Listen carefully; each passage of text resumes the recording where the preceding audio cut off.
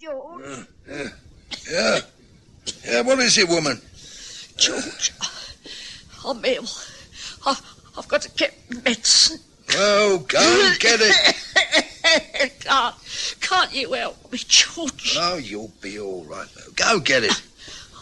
It's downstairs and I can't. Shut up. All right, George. I'll try.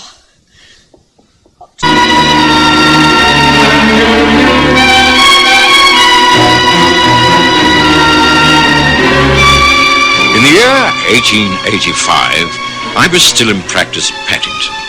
I was living at Baker Street and slowly building up a reputation as a general practitioner.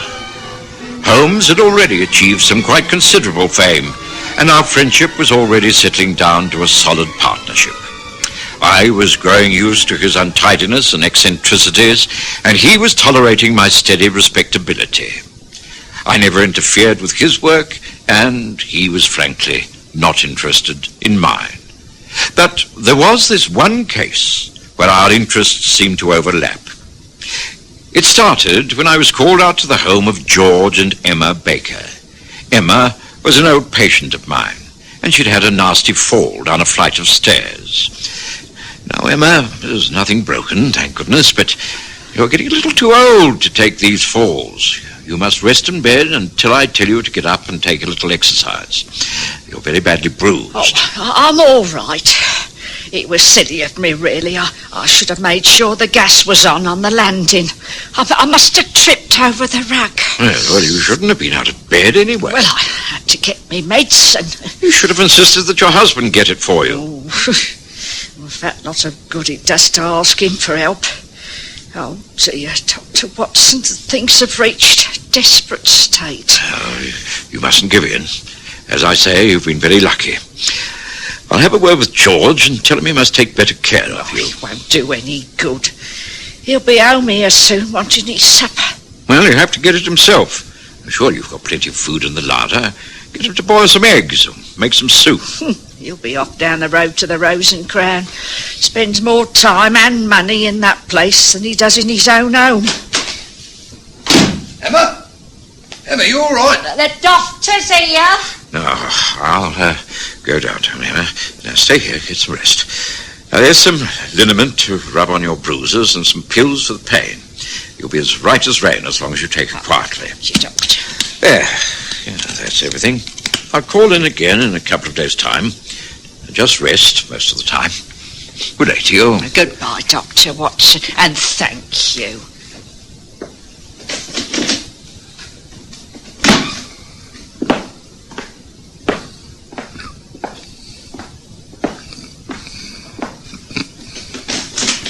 Oh, hello, Doc. How's the old girl? Oh, severely shaken. You really must take more care of her.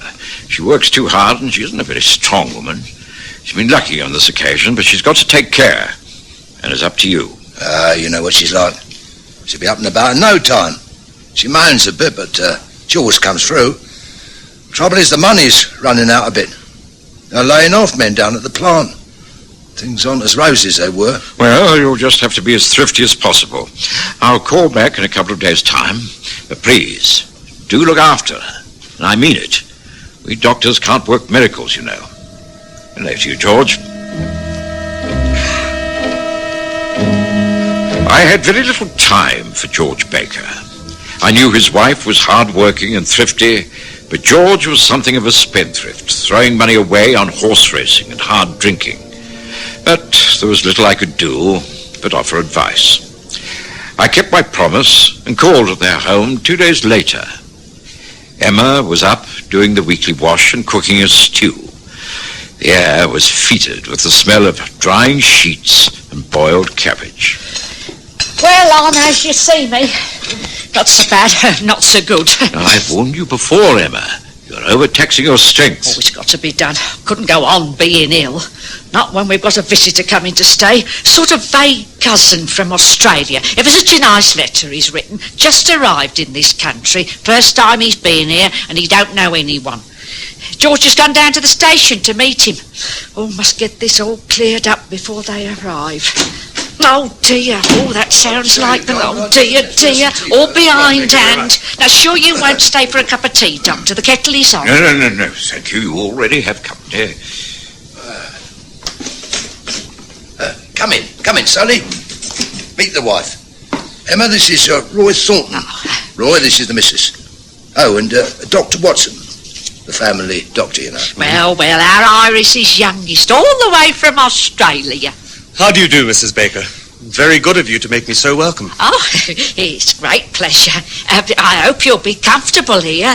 We're only working class, you know, rough and ready. But you can treat the place like home for as long as you like. Thank you. It's very good of you. Well, look, the missus obviously isn't ready for us at the moment. Why don't you dump all your cases in the spare room and let's stroll down to the Rose and Crown for a pint? Might as well introduce you to the English pubs. One of the prides of the country. No good, asking you to join us, is it, Dr. Watson? I'm afraid not. I must get about my rounds. Good day to you, Mr. Thornton. Bye, Emma. Don't forget my advice. Bye-bye for now.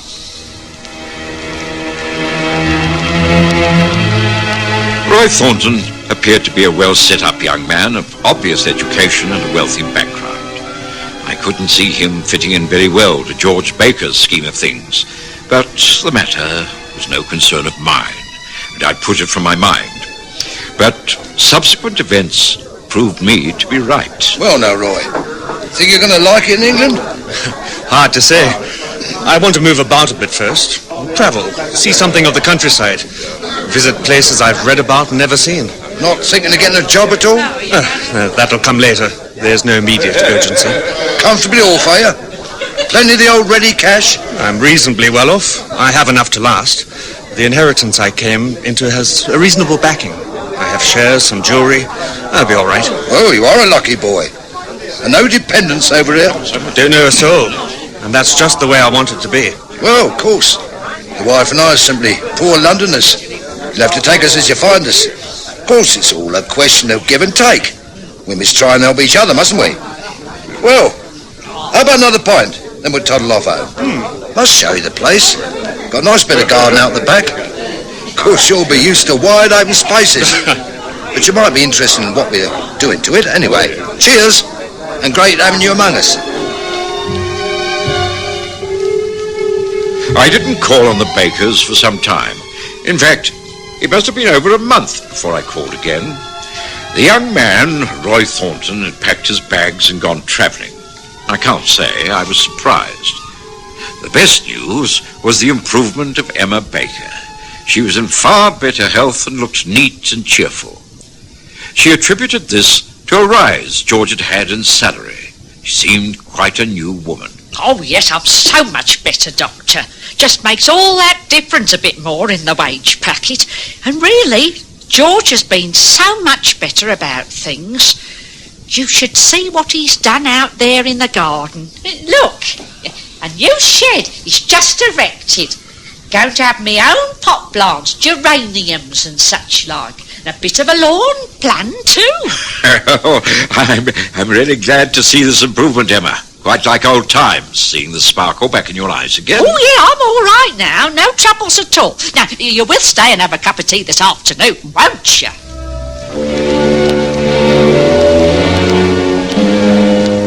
Of course, I discussed none of this with Sherlock Holmes.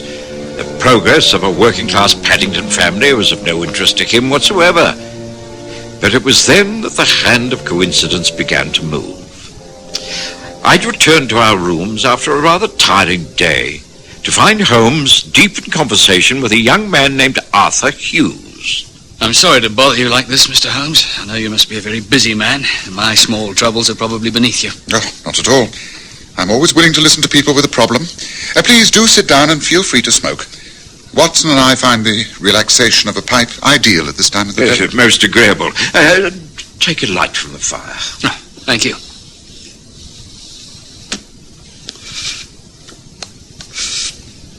Well, I arrived in this country only a few weeks ago. Met a fellow on the ship coming over.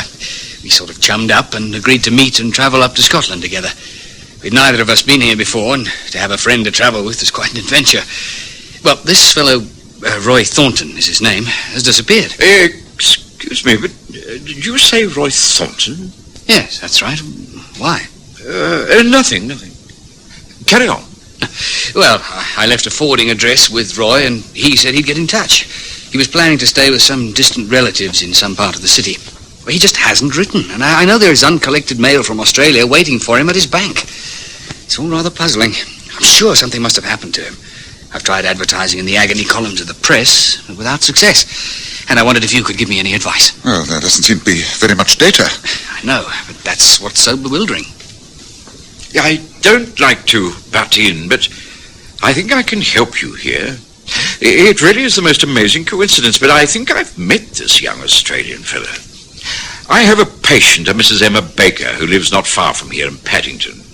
She had a young man named Roy Thornton living with her for a while. He was a vague relation. He sounds very much like the same man. The facts dovetail in far too easily to ignore, Watson.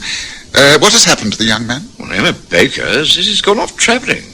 I don't know whether he's kept in touch with the Bakers. I could easily inquire. Oh, that's very decent of you, Doctor. I'd appreciate that. Frankly, I'm quite concerned. Roy's not the type of young man to let people down.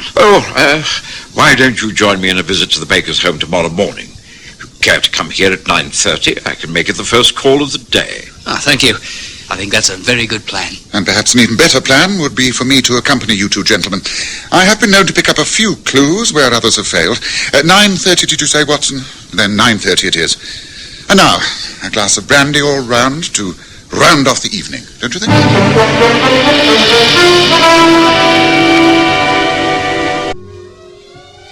The following morning dawned windy and raining.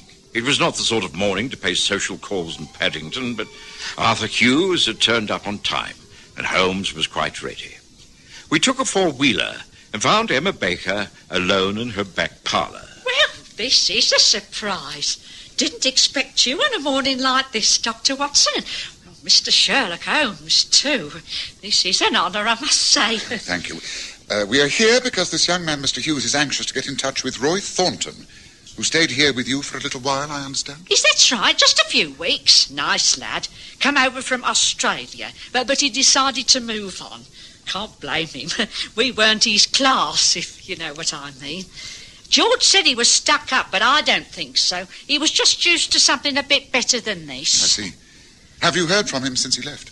No. Strange. I thought he might write, but we haven't heard a thing. Easy come, easy go. Didn't he leave a forwarding address? No. Now, George saw him off at the station and he said he would write, but as he was going to be travelling around all the time, we couldn't get in touch with him. I suppose we'll hear sometime. Oh, I can't understand it. We had a definite plan to travel together. Oh, well, I suppose there's nothing we can do. Did he take all of his things with him? Oh, yes. Well, that is, I think there were a couple of cases he said he didn't want. George put them in the shed. I wonder if it might be possible to take a look at those cases, Mrs. Baker. There might be a clue left hanging around. Oh, I suppose there can't be any harm in it. Oh, better put your capes on. It's a wet old morning and no mistake. Well, there's no sense in your getting yourself wet. Just show us the way. Oh, well, all right. It's through here. The back door is unlocked. And the key of the shed's hanging up over the door. Mind you, you'll be getting really wet if you don't watch out. Now, here we are. There it is. Down the path. Right, come on, Watson. Hughes, let's make a dash for it.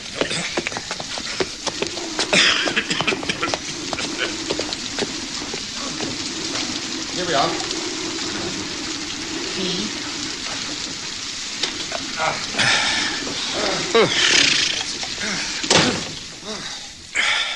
This looks most interesting. Quite a recent building, I take it. Yes, pride of Emma Baker's life. She's going in for pot plants. Yes, which, meantime, we need those suitcases. They're on the shelf, I think. Yes, that's one. I'm sure I recognise it. Yes, it's quite a good pigskin bag. I would have thought this far too good to leave behind. Now, let's see. Empty. Oh, very, very strange. A man leaves a house without a forwarding address, doesn't write, and leaves a valuable case behind. Now what have we here? It looks like a stain. Yes, or an attempt to remove a stain. Yes, I'm afraid the mystery deepens, gentlemen. It's fairly clear that the man to question is one George Baker. Yes, well, it's not yet mid-morning, but I should judge that Mr. Baker will take advantage of this inclement weather to wet his whistle in the bar of the local pub. Yes, I think we must take our leave of Emma Baker and drop in there, don't you? Yes, gentlemen. What will it be? Just a pint of ale, I think, barman. Same for me. And me. 3 ales. Right you are, gentlemen. Holmes? Holmes, you're right. Look, there in the corner of the bar. That's George Baker. And he looks as though he's been putting away quite a lot of scotch. That's odd. For a man who's just been given a handsome rise at work, he should be drinking at this time of the day. Quite. He's seen me. Well, we'd better go over. I'll introduce you, and then you can question him however you choose. Come on. Hello, George. Why, Dr. Watson? What are you doing here this time of the day? Just been visiting your wife. Oh, and this is Sherlock Holmes. This is Mr. Arthur Hughes. Arthur is a great friend of Roy Thornton's. Came up this way to see if there was any trace of him. Been down to the house, have you? Not a medical visit this time? Snooping around. That it, Mr. Holmes? I've heard of you, Nosy Parker. What are you after this time? The answer to that is the whereabouts of Roy Thornton. He seems to have disappeared. Oh, who says so? He's a free man with a lot of money. Able to move about all over the world if he wants to. Wife and I weren't good enough for him, so he packed up and left. Simple as that. It's on the 12th of September, about 8:30 in the evening at Paddington Station. Had he much luggage with him? As he wasn't planning to come back, I think he had all of it. All except a couple of suitcases you placed carefully away in your new shed. Isn't that so? Now, look here. What is this questioning? I tell you the fella's gone. Cleared out. We don't know where he is, and that's a fact. So keep your nose out of my affairs. That clear enough, Mrs. Sherlock Blooming Holmes?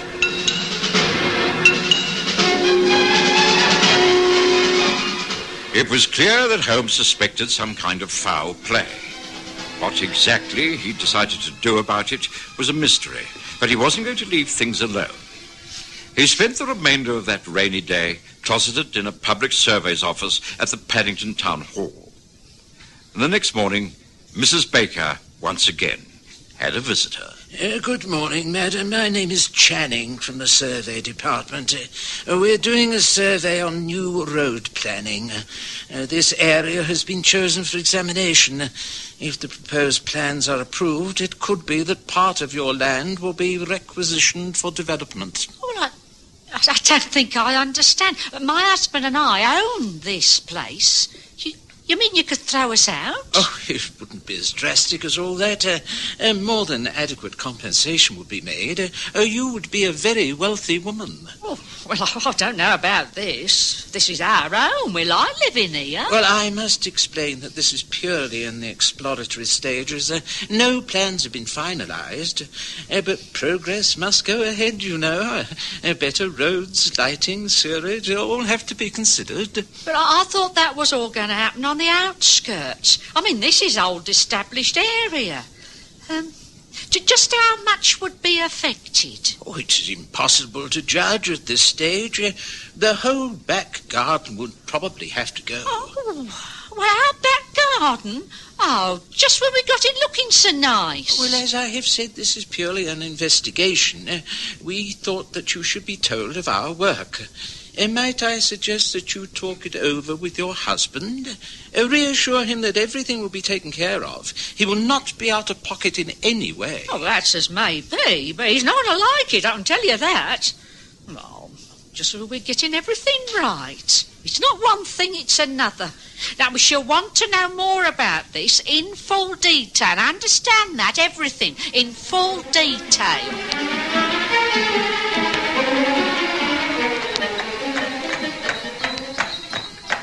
You're certainly taking a great interest in the disappearance of Roy Thornton, Holmes.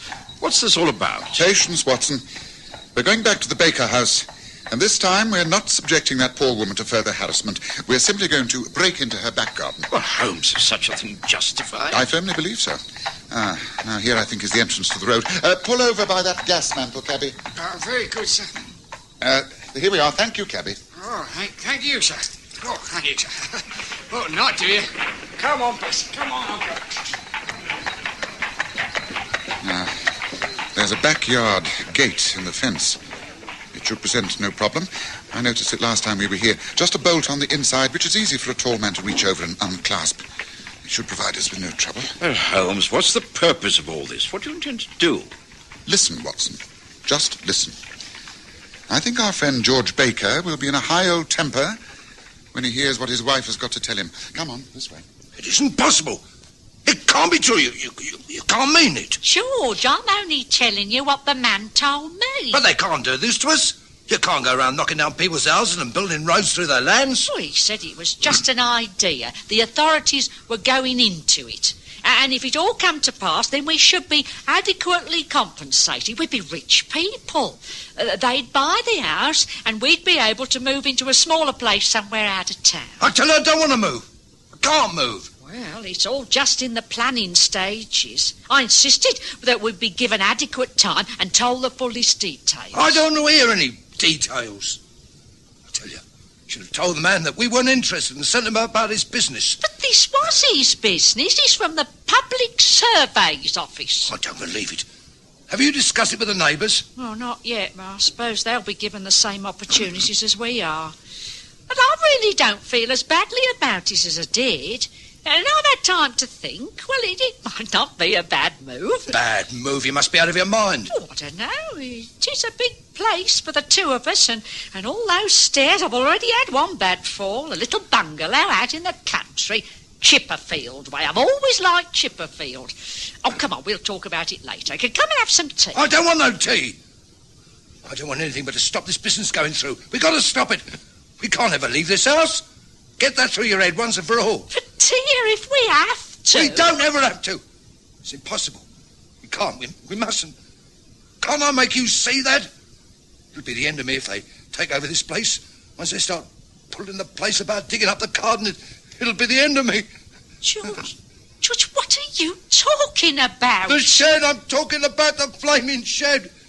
Once they take that down... What is this about the shed, George?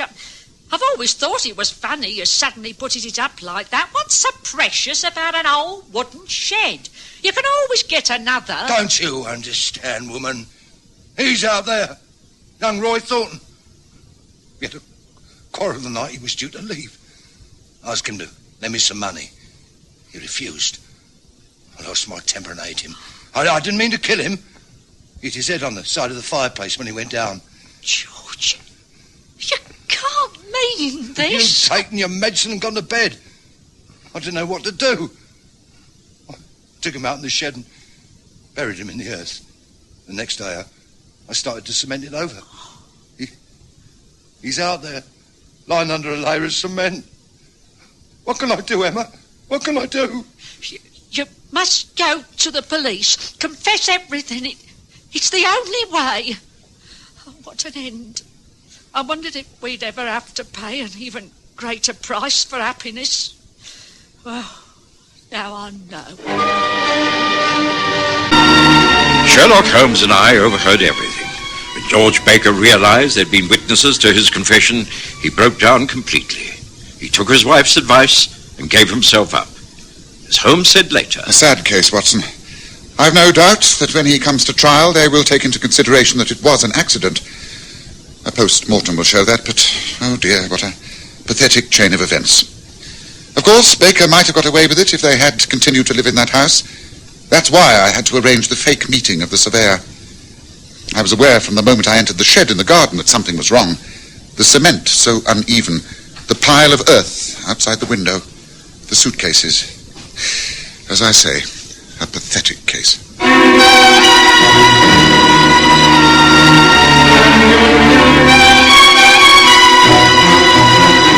Listen again next Sunday to The Stories of Sherlock Holmes, with Graham Armitage as Holmes and Kerry Jordan as Dr. Watson.